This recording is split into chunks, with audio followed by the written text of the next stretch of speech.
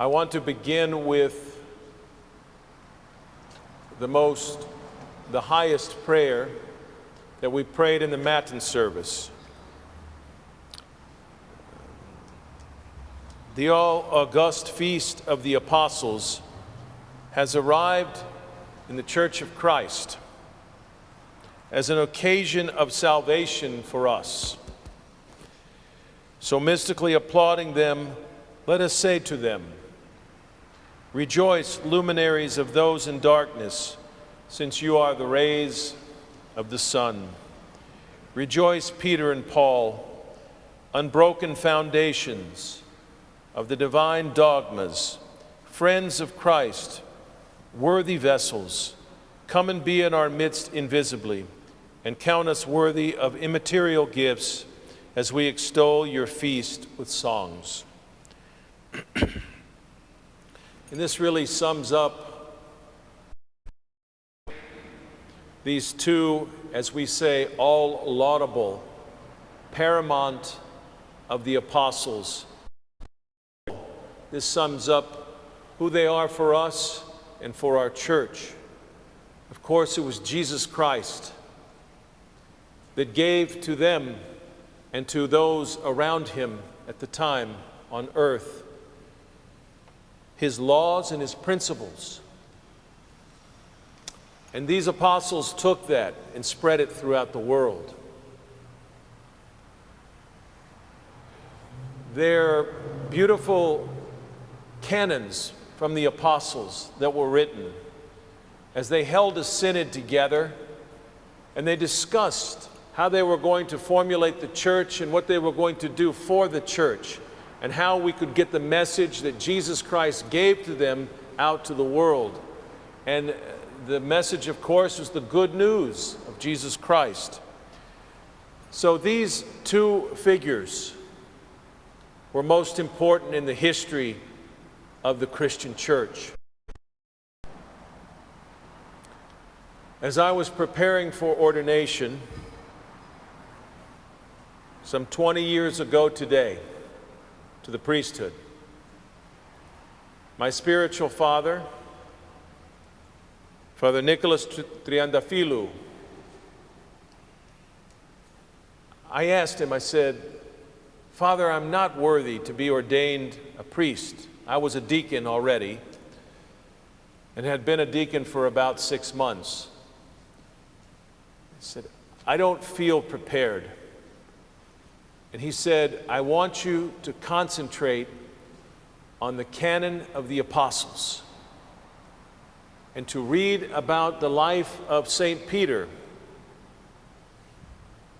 and to understand better of how you are to formulate your priesthood and how you are to serve the people that will be entrusted to you." So I did that. And by the grace of God, on this day, June the 29th, 2001, I was ordained by Metropolitan Anthony of blessed memory at the Church of St. Nicholas in Northridge, California. So today is an anniversary for me. But I don't celebrate anniversaries.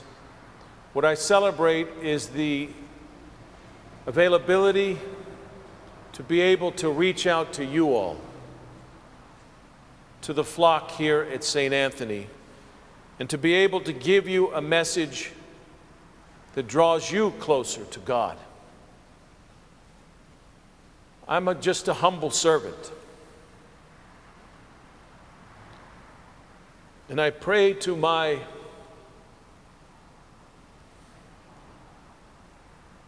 saint that he give me a small amount of wisdom so that I can convey it to you all.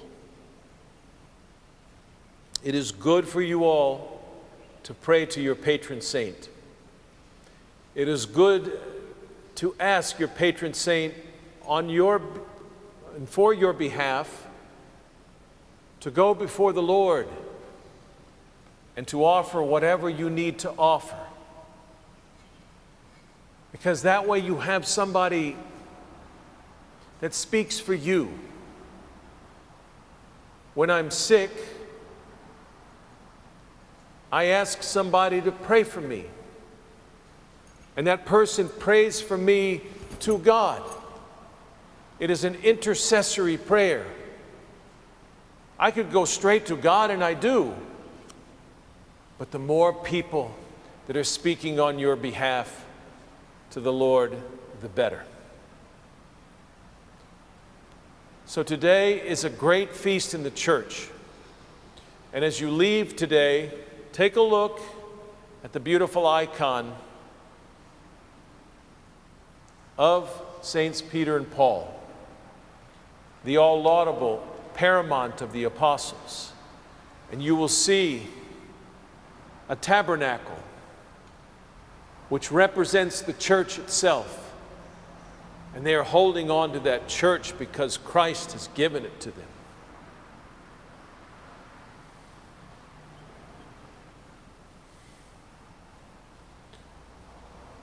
May they intercede for us all. Saints Peter and Paul, of blessed memory. Amen.